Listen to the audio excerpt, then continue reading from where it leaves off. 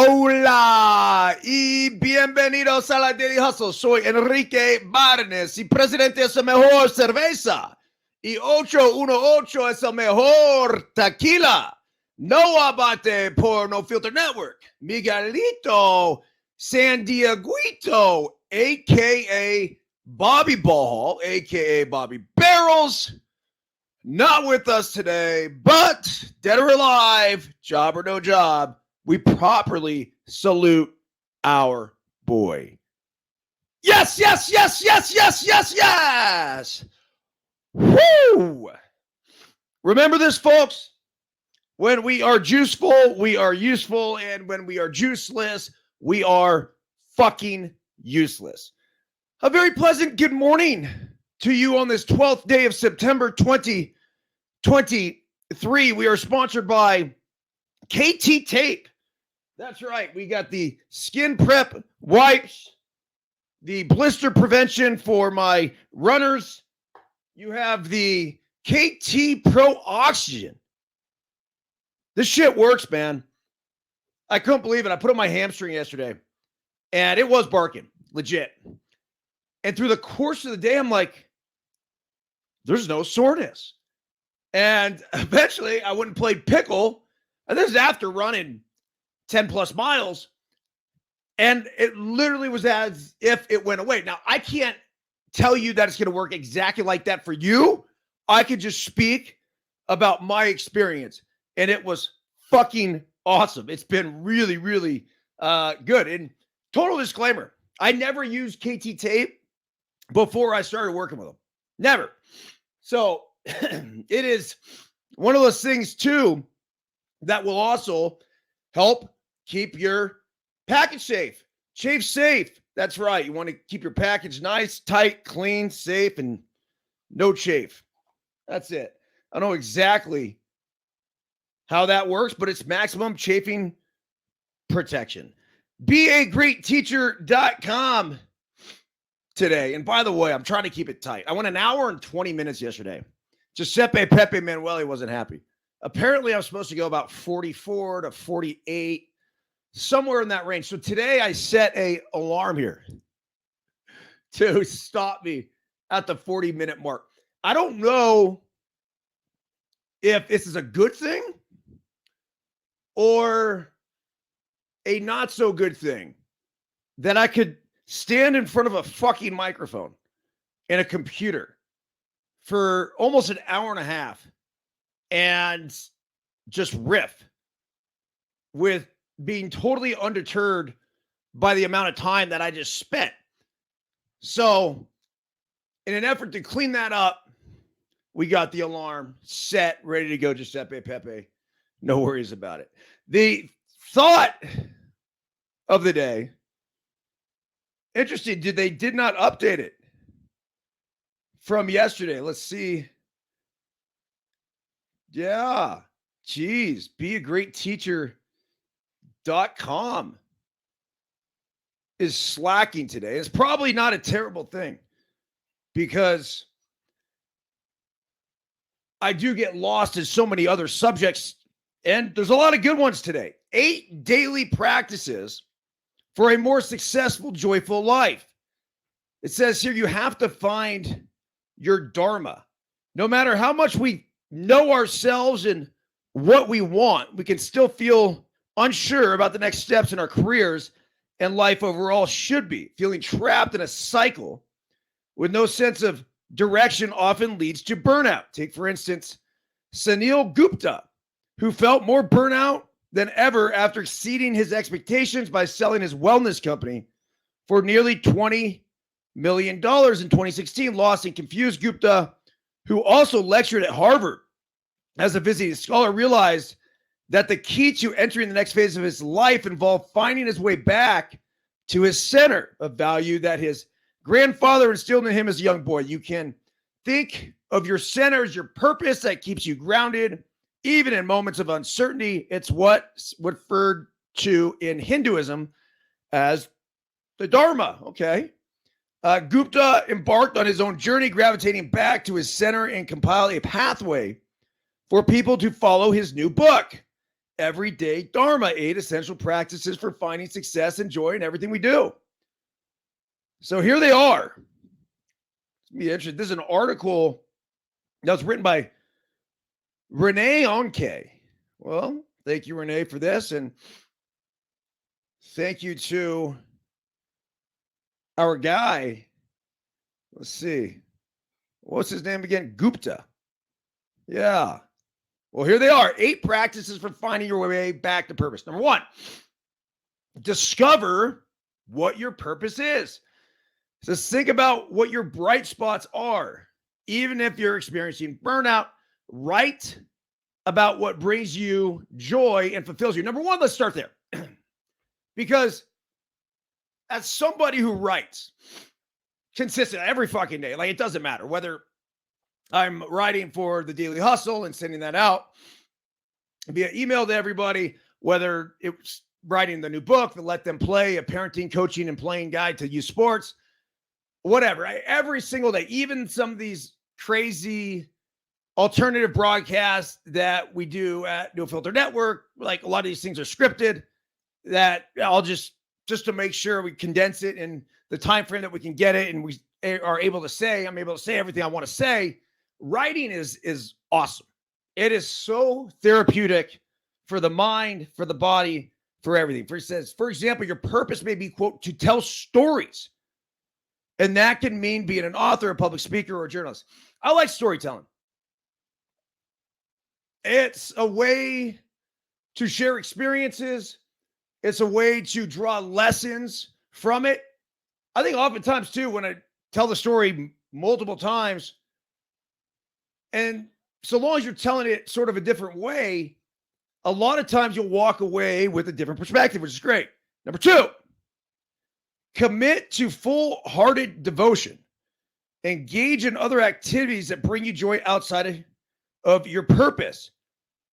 This will help you gain inspiration from your everyday duties and pour all your heart and your passion when it's time to focus on it. When it comes to your Dharma, it's much better to be full-hearted and partly scheduled than a fully scheduled and half-hearted.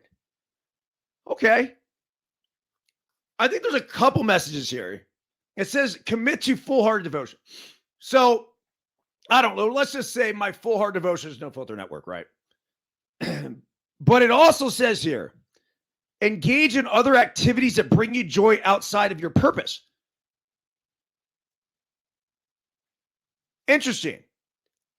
Because I think your purpose, number 1, can change and will change, and you got to be okay with it changing. Don't over-identify yourself as anything or anybody. But I do believe that we do have to go all in order to be great at something. We must be obsessed. But there's a balance here. And in that balance, for example, I'll go back to saying the number 1 purpose right now outside of my faith and my family would be No Filter. Well, beyond that is Let Them Play. Beyond that is running. Beyond that is pickleball. Beyond that is paddleboarding, which I'm going to be heading out to the lake right after this. So there's all these other things that then allow us to be able to come back to that main thing, which would be No Filter, which would be the Daily Hustle in the morning, which would be Deuces Wild this evening at 6 o'clock. Don't fucking miss it. And it will let us maximize our ability and be better at our job. There's number 2. Again, these are the 8 practices for finding your way back to purpose. Number 3 here, value energy over time. Remember that committing to your purpose is less about how much time you invest into it and more about how much energy you give it. When examining a task, don't just consider how much time it will take, but the quality of energy it will need. Pull your energy throughout the day by taking breaks and unleash your energy when you need it the most, he adds. That is true. Because if you look at The daily hustle, usually it's under an hour. You look at it, dude says, well, it's probably a little over an hour. But even on a big day, that's 2 fucking hours out of the day. It's not really a big deal. But as most of you know, it's not just about the time that we're on in doing this. It's the obsession to think about it throughout the course of the entire day. It definitely takes my energy. And the energy that we have, that we put into anything, is like what we're going to get out. So if we put energy into something, into a craft, let's call it pickleball, where if I were to take my time, which is one thing, but then my energy, your energy stays with it long after the actual time is that you're out playing the fucking game. I've become obsessed in this beautiful, fun way. Well, it's taken up this energy, and I think that's okay, because I think more importantly, why don't we focus on our energy on the people that matter and the things that matter to us?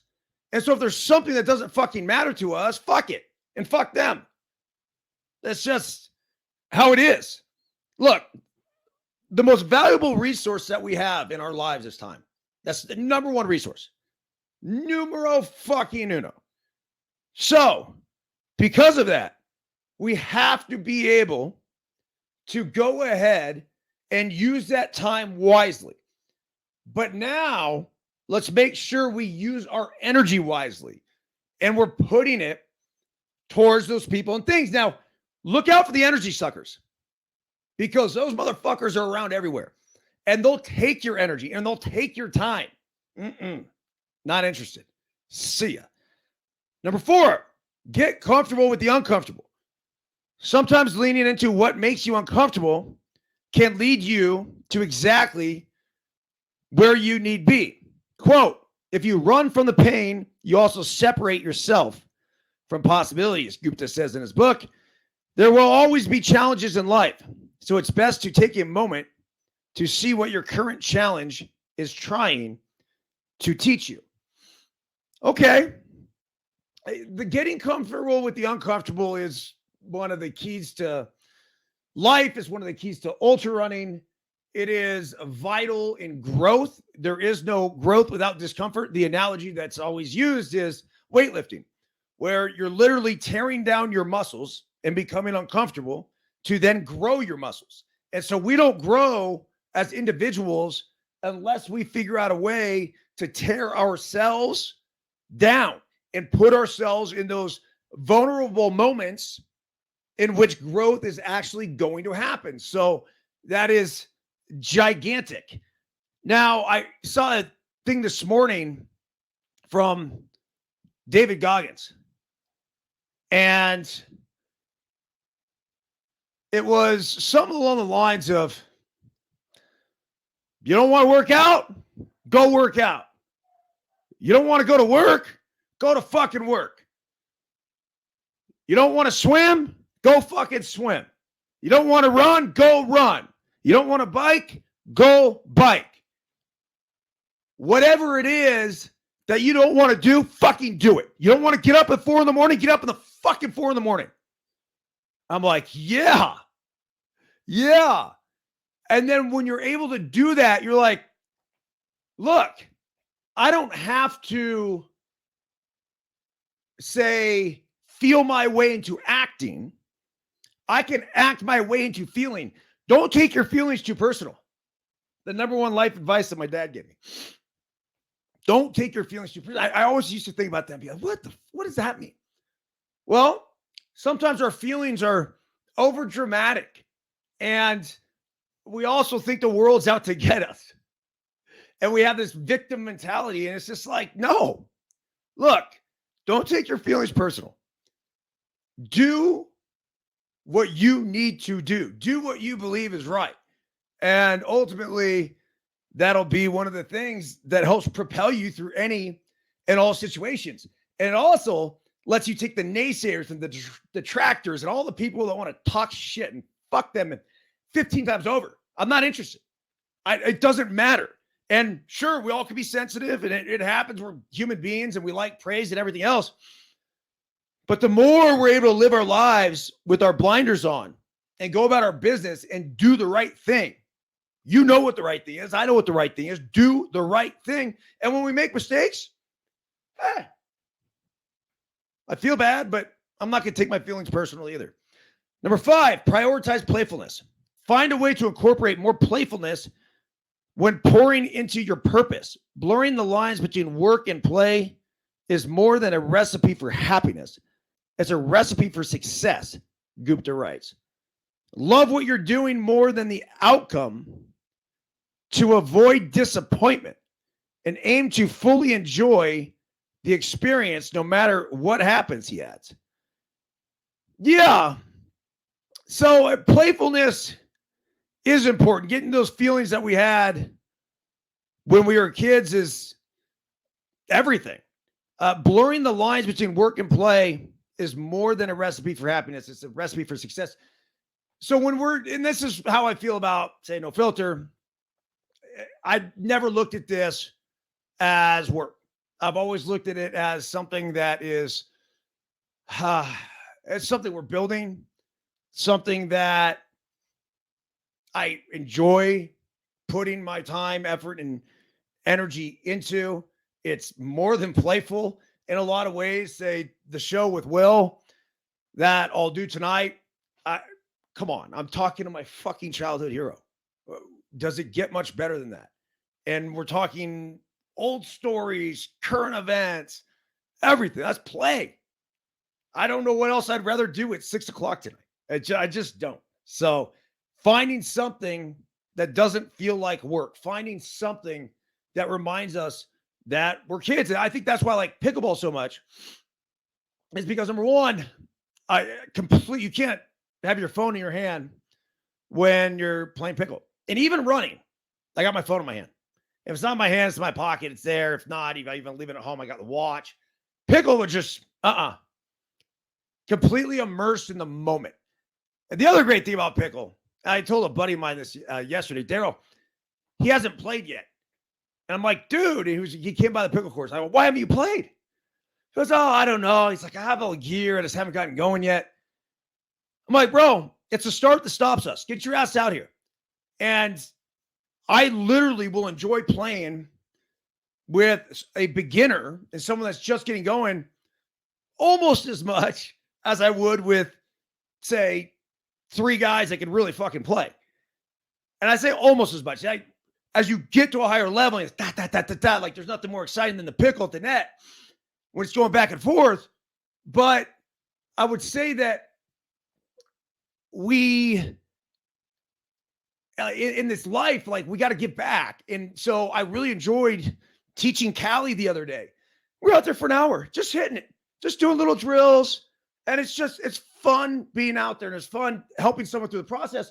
And you can even get a pretty fun competitive game going if you have equally matched players, say a good player and a beginner on one side and a good player and beginner on the other. So, but that's playfulness. I think that's why pickleball has taken on a whole rage, because it's reminded all these fucking old people how much fun play was when we were kids. Number 7, find balance.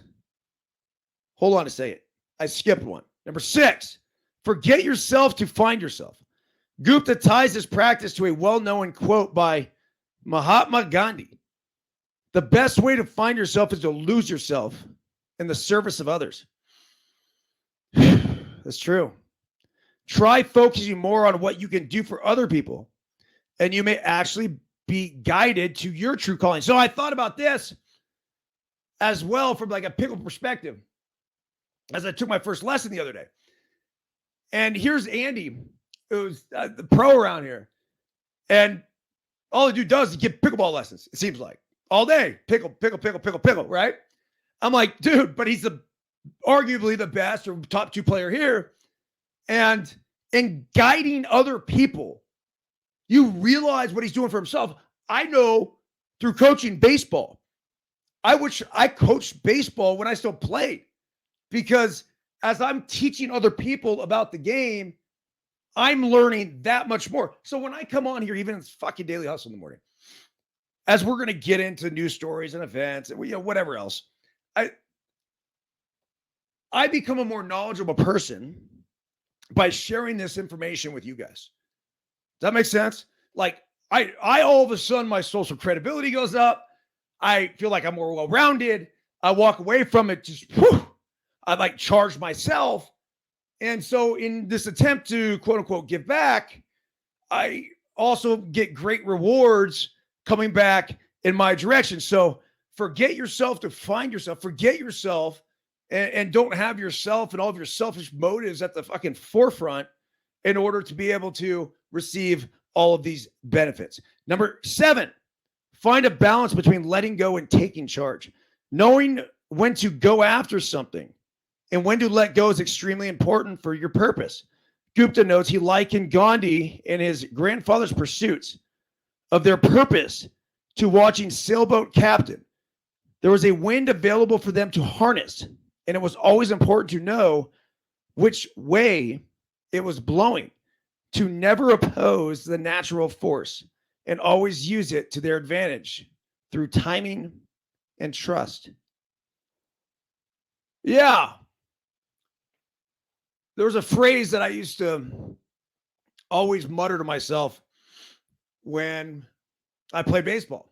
And then I continued that phrase as I got super competitive in triathlon and ultra running. And it was typically at the biggest moments. And I'd be there and say, if it was on the race course, maybe I'm struggling, maybe, I'm dealing with whether it's dehydration or just extreme soreness or pain or whatever. It could just be, man, we got a mile to go in a 140.6 mile race and it's time to fucking turn it on. And in baseball, it was the moment where I'd step into the batter's box and I'd get into the batter's box and I'd feel the air pass through my nostrils. And I'd say, let go, let God. Let go, let God. Let go, let God. Let go, let God. And of course, it's a call to a higher spiritual being. And at the same time, it's also a trust in all of the abilities that God gave me. And let go, just trust it, trust it, trust it, trust it. Well, if we live our lives like that, trusting God, trusting yourself, trusting your instincts, that's gigantic in finding that balance between, hey, if your instinct is, boom, I got to get this, I got to grab this, let's go. And that's a taking charge. Or it's just, I need to let go here. And whatever happens is going to happen. And life in general is not what happens to us. It's not about that. It's about how we respond. So, number 8, take action first and courage will follow. Most people believe that you need to have courage first to act on things. But Gupta believes there are some moments where you need to act first for courage to follow. I mean, fuck, bro, this is exactly what I'm saying. We act our way into feeling. We don't feel our way into acting. Sometimes you just got to go. You got to step off the ledge. And as uncomfortable as it is, you got to do it. It's one of those things where when we force ourselves, and this goes back to Goggins, is everything we've been talking about this morning. It's never, ever, ever as hard as we think it is. I used to hate getting in the pool. Hate it. I don't know why, but it was just the initial get in the pool was miserable. And when I was 2 laps in, I'm like, why did I not want to get in the pool? I don't know if this is the initial shock of the cold water, the fact that I had all these sets in front of me that I was about to do, but I didn't like it. It was the least favorite part of triathlon for me. But every single time I'd get in there, it would never be as bad as I thought it was. So it seems like, let me get the book because my mom actually, let's see here. Sunil Gupta is his name. And the book is Everyday Dharma, 8 Essential Practices for Finding Success and Joy in Everything We Do. So I will be purchasing this, and I'm also going to send that to my mother, who reached out yesterday about finding a new book. Okay. Apple set to unleash the iPhone 15 today. It's coming. Apple's expected to debut its iPhone 15 lineup Tuesday at the company's annual September keynote event. And it could introduce the biggest change to the phone's design in 11 years. Really? The press event, which Apple teased with a Wanderlust tagline, will take place at the company's headquarters in Cupertino, California, and will be live streamed on its website starting at 10 a.m. local time. So that is in 51 minutes from now. Although the annual iPhone event has become formulaic over the years, announcing incremental changes in battery life, camera system, and displays, this year's Apple is expected to introduce the USB-C charging to its smartphones for the first time. The change could ultimately streamline the charging process across various devices and brands. But the company will have to show off more than just a few charging systems to get users to upgrade. Last month, Apple sales fell for the third consecutive quarter. iPhone revenue came in at $39.7 billion for the quarter, marking an approximate 2% year-over-year decline. Here's what to expect. Let's see here. Apple's previously switched its iPads and MacBooks to the USB-C charging, but now may be the time for the company to finally make the change on the iPhones. The move will come less than a year after the European Union voted to approve legislation to require smartphones, tablets, digital cameras, portable speakers, and other small devices to support USB-C charging by 2024. I totally agree. I mean, that's one way they continue to fuck us year in and year out, right? They keep changing the charging portals, but the USB-C is just more efficient and effective. That's the bottom line. It says this arguably could be the biggest disruption to iPhone design for several years, but in reality, it's hardly a dramatic move. Huh. Interesting. Last year, Apple's senior vice president of worldwide marketing, Greg Joswiak, publicly stressed the value of ubiquity of the Lightning charger, which is designed for faster device charging, but noted obviously we will have to comply with the EU mandate. The Lightning charger was introduced in 2012. Look, I will say this. I don't know what charges my fucking watch. I know there's a USB-C cord to go into the watch charger. I swear it's 15 minutes this thing's fully fucking charged. And this is the biggest, baddest Apple Watch there is until this new one that's coming out today. So I'm more than impressed with that USB-C. Other iPhone 15 features.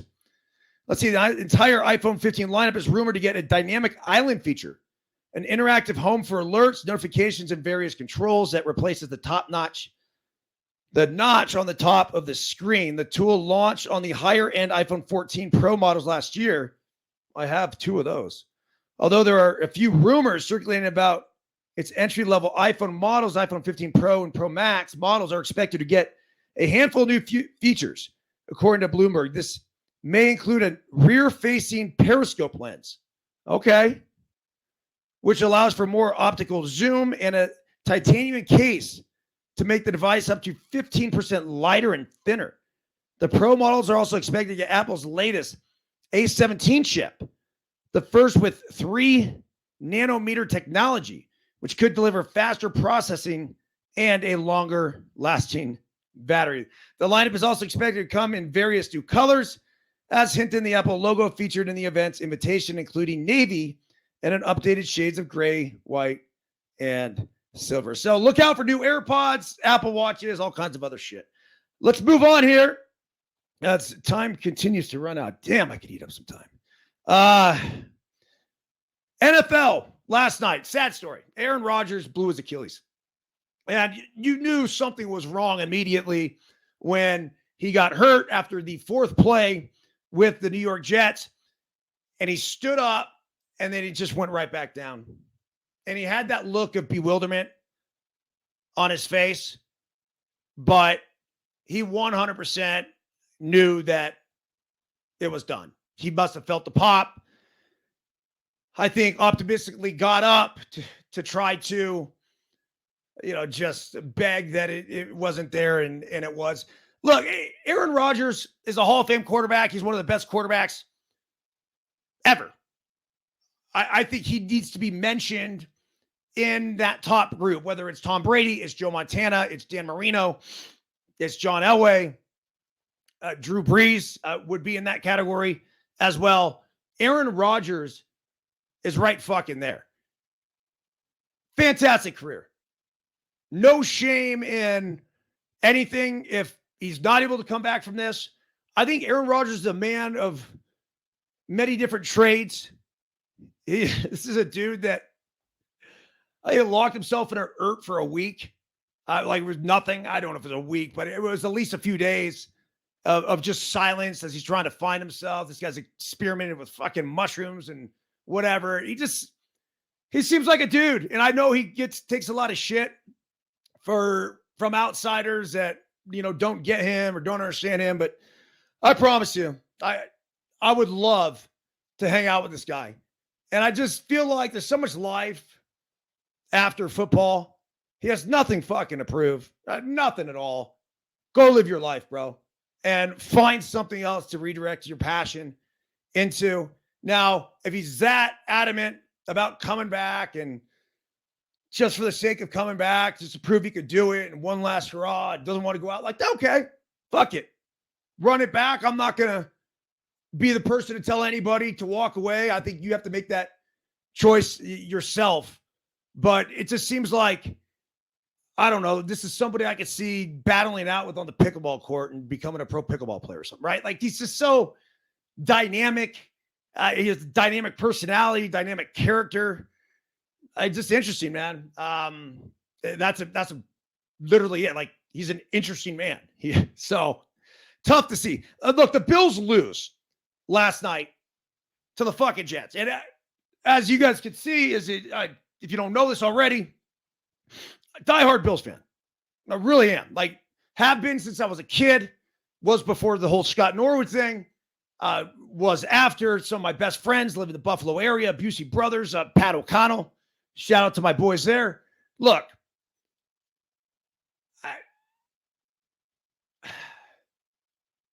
the Jets didn't win that fucking game last night.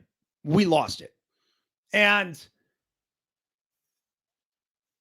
I think this probably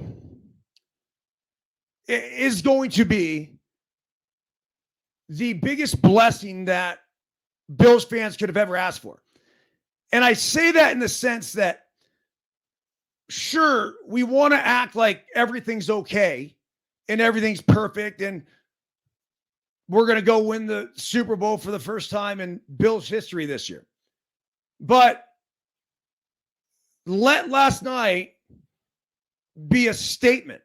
And that statement says, unless you make adjustments, unless you figure out how to clean your shit up on several different fronts, including quarterback play with Josh Allen, that's not going to fucking happen. There needs to be the back step before there is the forward step. And in order to launch ourselves and propel ourselves to where we want to go in life, it's inevitable that there's going to be this up and down. Well, right now, it's a little bit of a down for the Bills. And I'm not just talking about last night. Last night was a microcosm of how the end of the year went. So when I ran across this article this morning, it actually pissed me off. I was like, what the fuck? It says Bills, Josh Allen, long on ability, but short on football IQ. That's bullshit. And I'm still going to say it's bullshit. But if you read the article, it's not necessarily indicative of what the article says. It says the Bills lost in horrific fashion to the Jets, but the bigger issue is Josh Allen and the coaching staff failing to learn from the repeated mistakes. A little bit, but you have to understand sometimes you have to repeat that mistake again to realize, oh yeah, because you get lost in the new season. And that's what last night was, this new season. But they had the game in their fucking hands. All they had to do was run the football. That was it. If they had run the football and just shoved it down the Jets' throats as much as possible, played the field position game, Wilson was not going to come down and win the fucking game. It just wasn't going to do it. I mean, the one catch that was made by the other Wilson was just, I don't know how he fucking caught that ball. But this wasn't happening. So sometimes when you're a good team, you don't need to force the issue, especially against a really good defense. And that's what happened. Now, the first interception that Josh Allen threw was just a deep pass that got picked. That was like a punt. It actually was. I'm looking at it. I'm like, dude, that's a great play because he caught it like the 3-yard line. You got to pin him all the way back there. The next two, not so much. The next two were not great picks. And specifically the last one when it was just totally forced, like, hey, we're coming down here. Win this thing. Well, look, we saw this towards the end of last year. And let's not forget that, like, the Bills getting blown out at home by the Bengals. Like that. Oh, fuck, man. Like, that was really, really hard to watch. And so the thought and idea of going back to a little game management, and the Bills defense was fantastic, by the way, but you go back to game management from an offensive perspective with Josh Allen. Like, dude, he's a gunslinger. I get it. The guy can fucking run. He could throw. He could throw the ball downfield. I'm sure he could throw 75 yards in the air. But let's pull in the reins right now and just go back to the simplicity.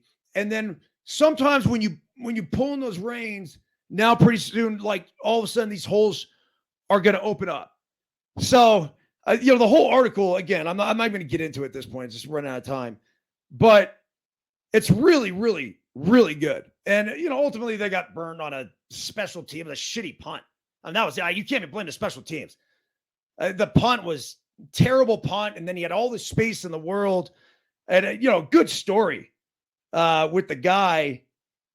Apparently, I don't watch Hard Knocks, but Xavier Gibson was like the star of Hard Knocks at the end when he made the team. He's an undrafted free agent. And to go from, being one of the last guys to make the team to now, a star on Monday Night Football. A great story. But overall, with the Bills, again, like it talks about they're short on football. Like, you fuck that. No, they know. McDermott knows. Josh Allen knows. But there's one thing about knowing. Actually, trust me. That was the same way as a baseball player. I knew what the fuck I was doing. I just didn't always make the plays. I might have taken it too aggressive of a route or thought I could hit this pitch that I couldn't hit, whatever it was. So it's just sometimes you got to step back, and I think this is a nice step back for the Bills. They have the Raiders at home next week. That's a fucking must-win game. It really is. That's a statement game. And so, look, Jimmy G and company going into fucking Buffalo, no chance. No fucking chance. But instead of trying to score 60 points in the first quarter, let's walk before we run. Moving on.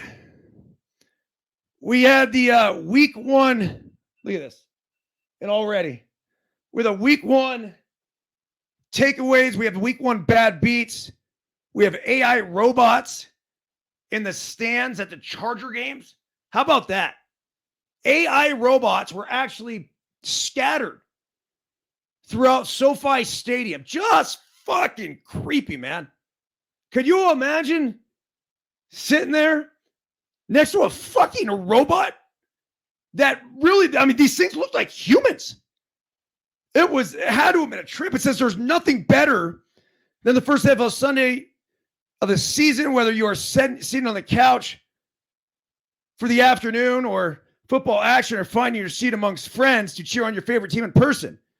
The first NFL Sunday is like a warm blanket on a cold winter's night. It just feels right unless you're sitting next to a robot.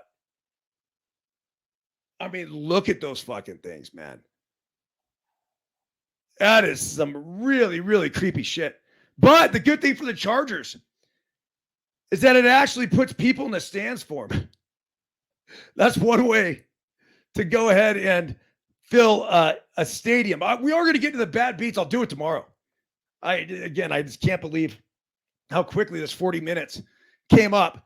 The MLB scores last night, going to skip on those too, but the Giants won their fourth in a row. They're a game and a half back. Blake Sable, an RBI base hit in the 10th inning to tie the game. Then he stole second, and he came home on late night Lamont Wade Jr.'s base hit, and the Giants won. So they're now just a game and a half back in the wild card. Matt Olson, by the way, of the Atlanta Braves, hit his 49th and 50th homer of the season. What a year he's put together. I had a chance to interview him a few years ago. Just a fucking awesome dude. Ronald Acuna Jr., he's chasing 40. I believe he hit his 36 last night. If the season were to end today, by the way, I didn't pull his bracket up, so we'll go over it briefly. If it were to end today, the bracket would look like this: a best of three format. AL wildcard series.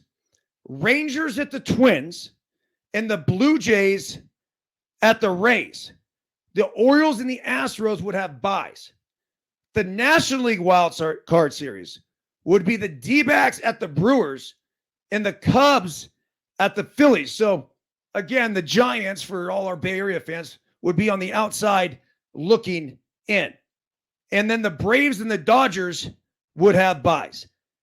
The AL Division Series would be either the Rays or the Blue Jays at the Orioles, or the Twins or the Rangers at the Astros. And the NL would be, and this is best of five again, the Phillies and Cubs at the Braves, Phillies or Cubs at the Braves, and the Brewers or D-backs at the Dodgers. They have all kinds of tie-breaking scenarios and everything else. By the way, Hurricane Lee tracker, follow the path of Category 3 storm as it continues to move north.